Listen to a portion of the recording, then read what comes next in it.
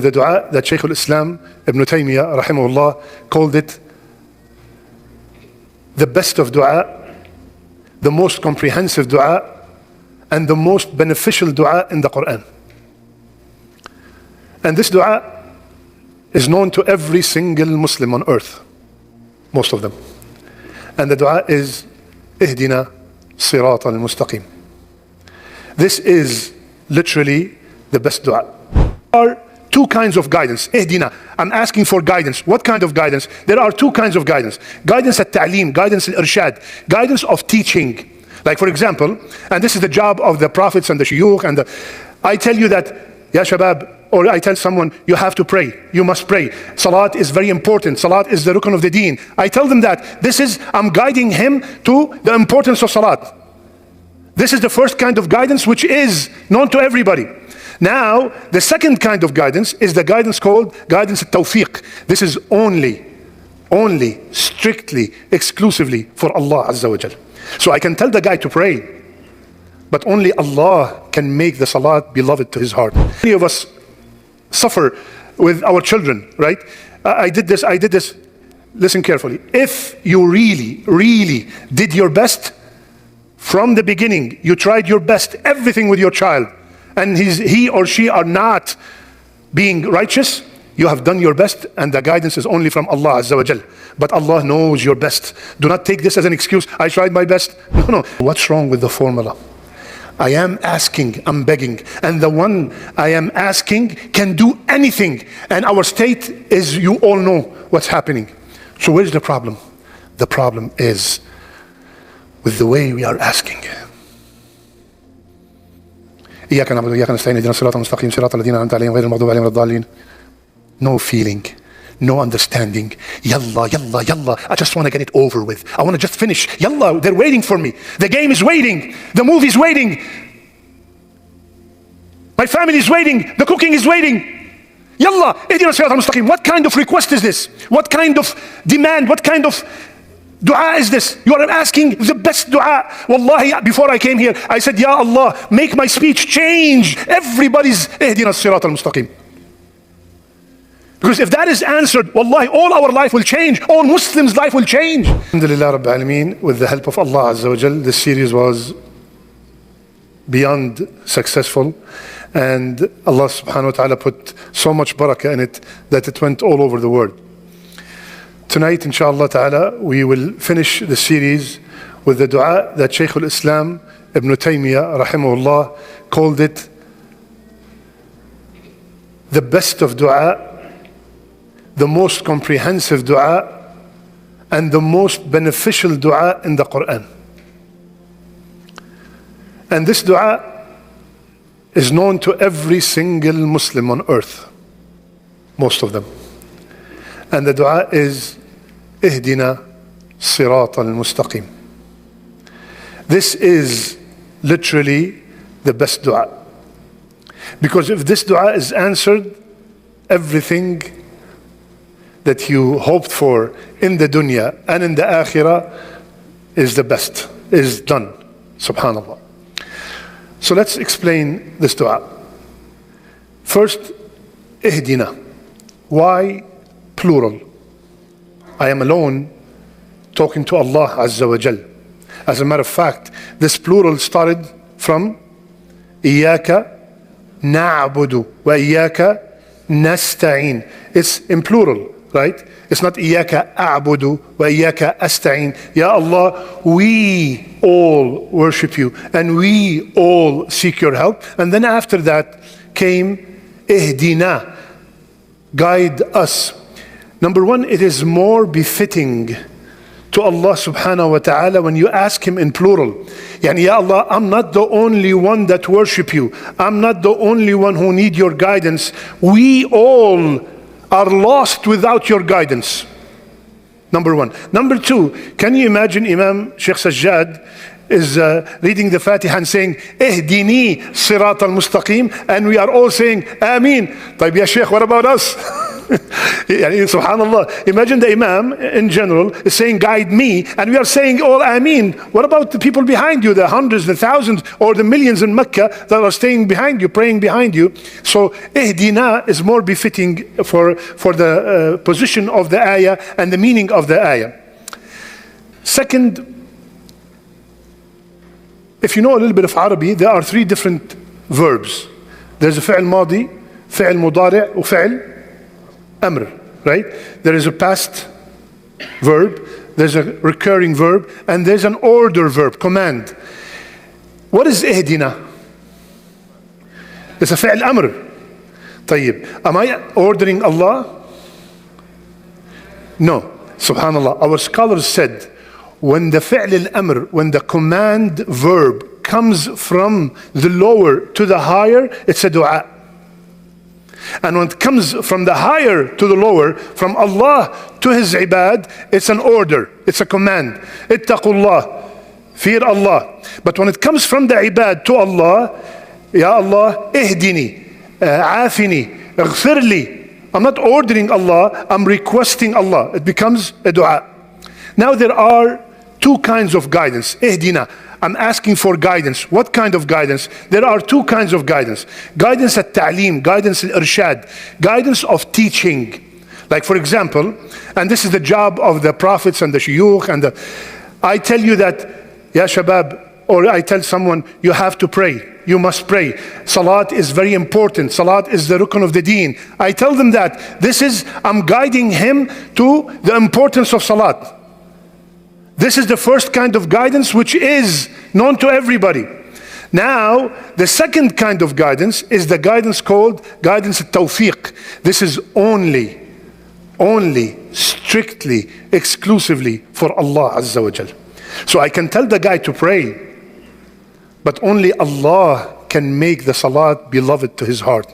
That's why Allah subhanahu wa ta'ala told Rasulullah sallallahu alayhi wa sallam, إِنَّكَ لَا تَهْدِي مَنْ أَحْبَبْتَ. You cannot guide the one you love. When he was desperately wanting to guide his uncle, Allah subhanahu wa ta'ala revealed this ayah in Surah Al-Qasas, that you cannot guide that second guidance. Even if you love the person so much, you just can tell them and that's why many of us suffer with our children, right? I did this.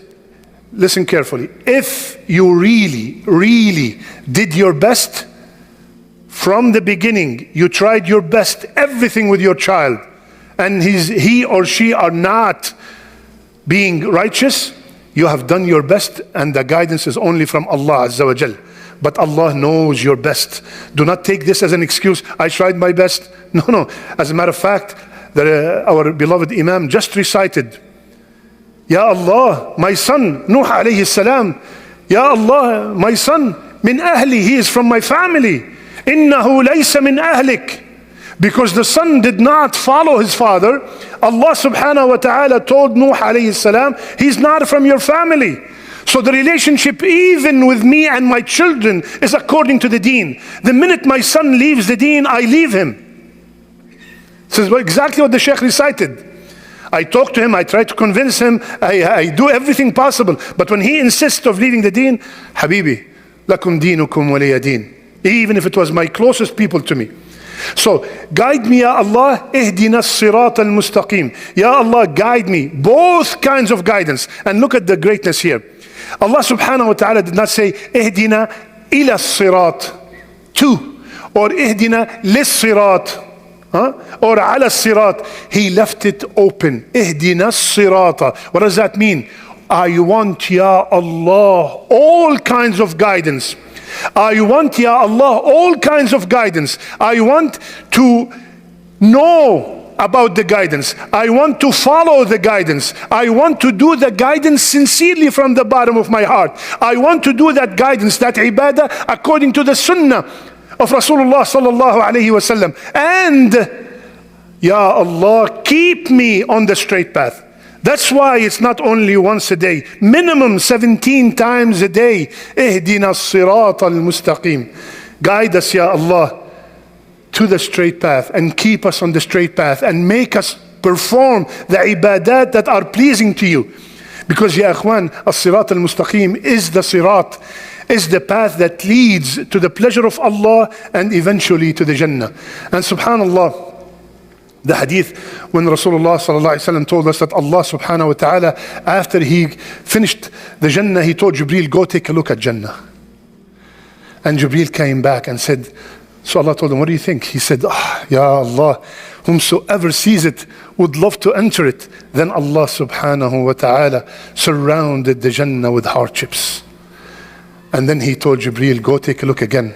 He said, Ya Allah, I don't know if anybody could enter it, because it's surrounded by hardships, surrounded by protecting and holding back your desire, surrounded by preventing yourself looking at haram, earning haram, missing salawat.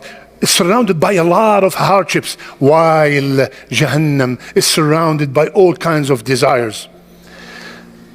Ibn al-Qayyim rahimahullah, he said something beautiful. He said, the more firm you are on the sirat in this dunya, you will be firm on the sirat in the akhirah. If you were firm on the sirat in this dunya and you're trying to fight all your desires, stay away from the prohibitions and do everything that Allah, as much as you can from what Allah subhanahu wa ta'ala and His Prophet ordered, you will find yourself crossing the sirat like lightning. And if you don't, al-jaza, the reward is according to the actions that you did while you were still here. Subhanallah, many people are saying, Tayyib, 17 times a day. Let's say there are 1.6 billion Muslims. And let's say, assume that only 1 billion pray. So 17 billion times a day, Muslims are asking Allah to guide them to the straight path, right? Minimum 17 billion times a day, asking and begging, Ya Allah, guide us to the straight path. We are asking, and we are asking the one who can solve any problem and do anything. And at the end, look at our state. So what's wrong with the formula? I am asking, I'm begging, and the one I am asking can do anything. And our state is, you all know what's happening. So where's the problem? The problem is with the way we are asking. إياك نعبد وإياك نستعين اهدنا الصراط المستقيم صراط الذين أنعمت عليهم غير المغضوب عليهم ولا الضالين.